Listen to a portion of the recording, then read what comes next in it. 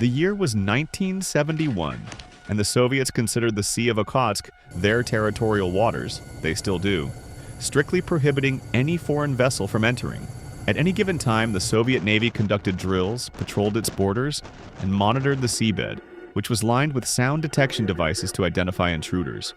The Sea of Okhotsk was essentially a death trap, with outcomes ranging from the capture of a foreign crew to their death and destruction of their vessel, or even a panic-induced nuclear war akin to the Cuban Missile Crisis. To successfully enter this death trap undetected and escape was mission impossible.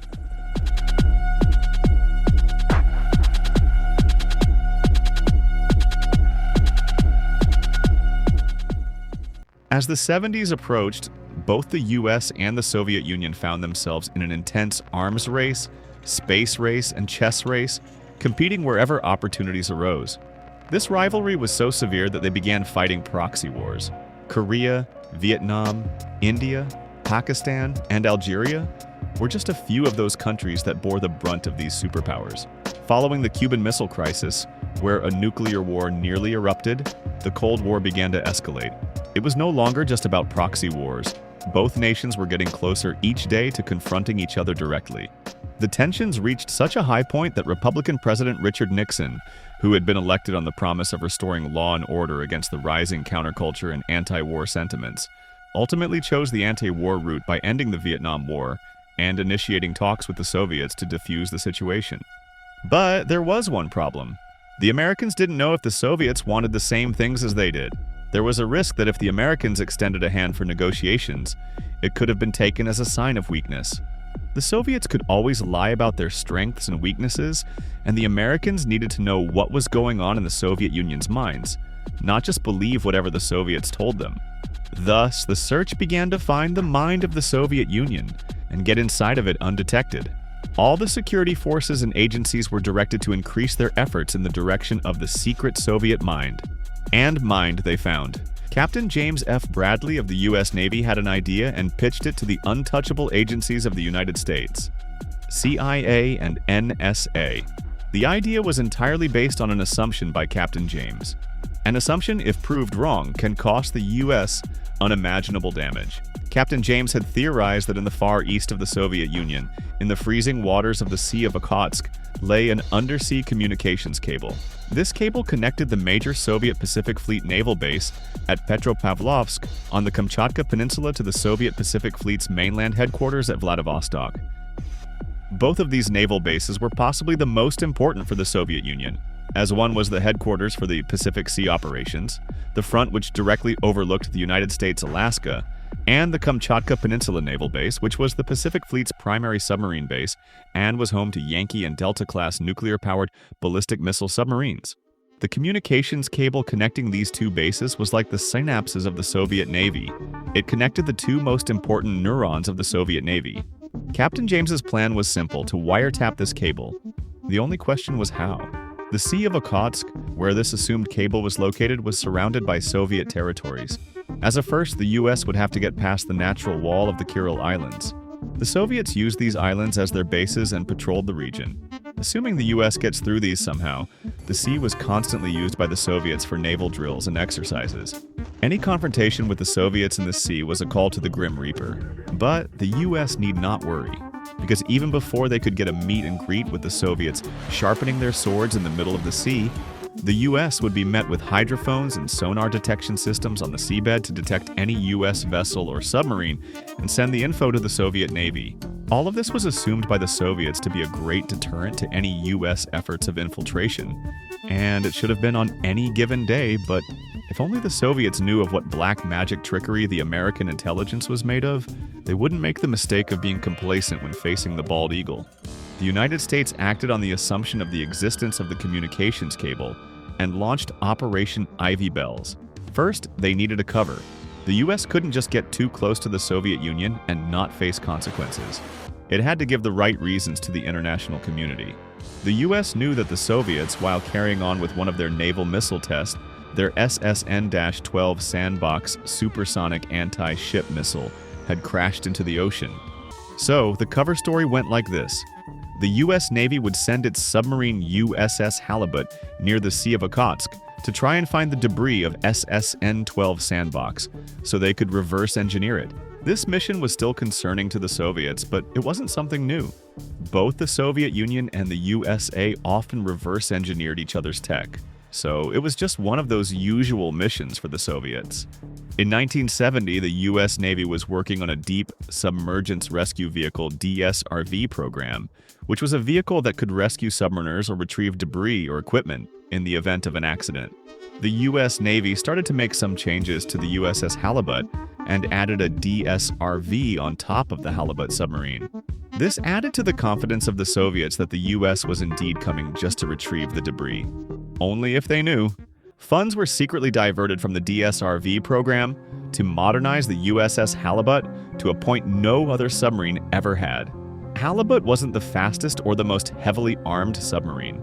It was updated to be invisible. It merged with the waters, its hull design and propulsion system were optimized to reduce noise, making it harder for Soviet sonar to pick up its presence. It could stay deep inside the sea much longer than the Soviets estimated, and was equipped with advanced sonar, deep-sea cameras, and remotely operated vehicles for underwater scanning and search operations. Also, the DSRV attached to the top of Halibut was actually a fake call.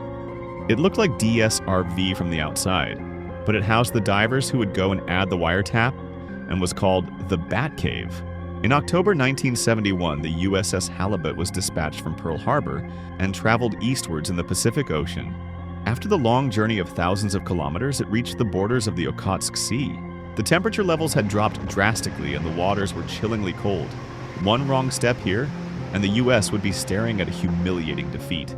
The Halibut crewmen, along with their 8 divers, were being extremely careful. They started diving the sub deep into the ocean and crossed the Kuril Islands.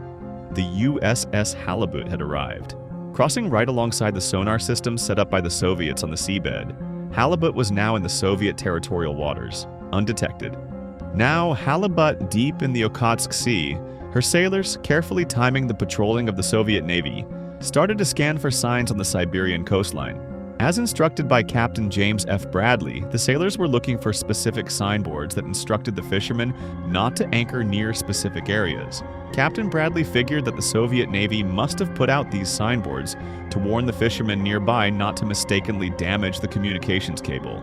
The USS Halibut started to follow these signboards, and after a few hours of search, around 500 feet deep in the pitch-dark ocean, there they found it.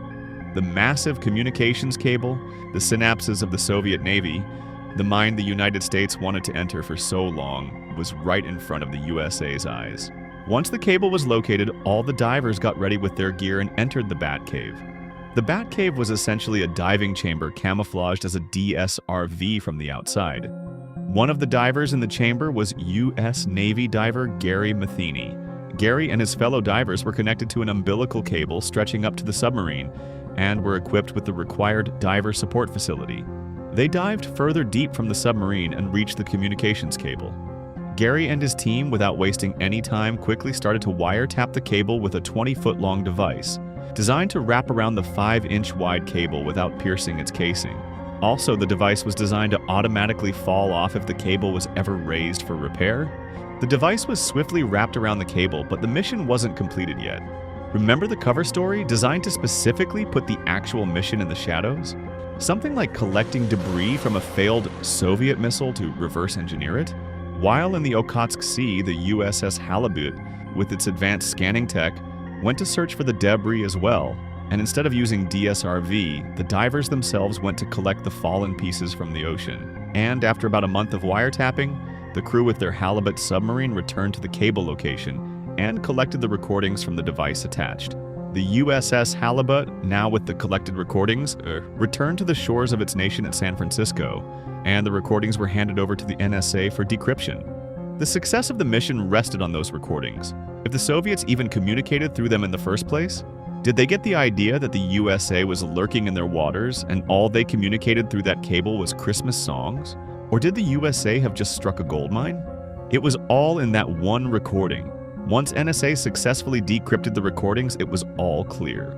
The United States of America had just struck a gold mine. They had successfully infiltrated the communications channel of the Soviet Navy, and the mission was successful. Now the US could get its hands on extremely important details of the Soviets' defense strategies, the advancement of their tech, what was the psyche of the majors and captains of the Soviet defense forces, their opinions on the United States, and even their own family lives, all of which would come in handy when the next time the US would sit at the table with the Soviets for negotiations. The mission was so successful that more submarines were routinely sent to the other cables around the globe to wiretap, repair, and collect the recordings or add other recording devices, all under the disguise of a mission to collect fallen missile debris near the territorial waters of the Soviet Union. Just that, the collection of the debris was a secondary thing, and in the back, the United States had struck a fly on the walls of the Soviet Union's secret rooms. For over a decade, from 1971 to 1981, the United States collected information on the Soviet Union through these cables.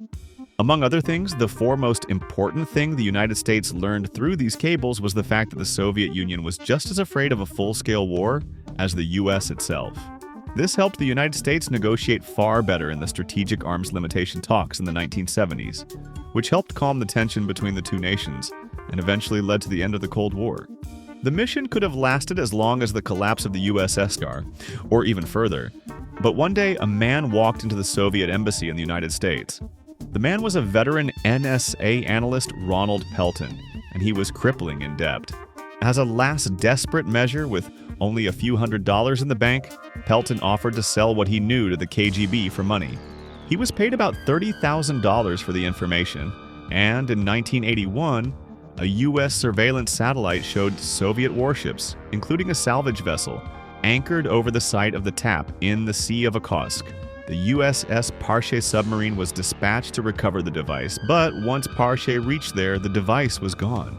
The mission Operation Ivy Bells had met its end. It wasn't the end the United States had hoped for, but the Ivy Bells served its purpose for over a decade and went out while still in active duty, like a warrior in the last battle of his life. The Mission Impossible was successful, over and out. If you liked the video, please make sure to subscribe, and thank you.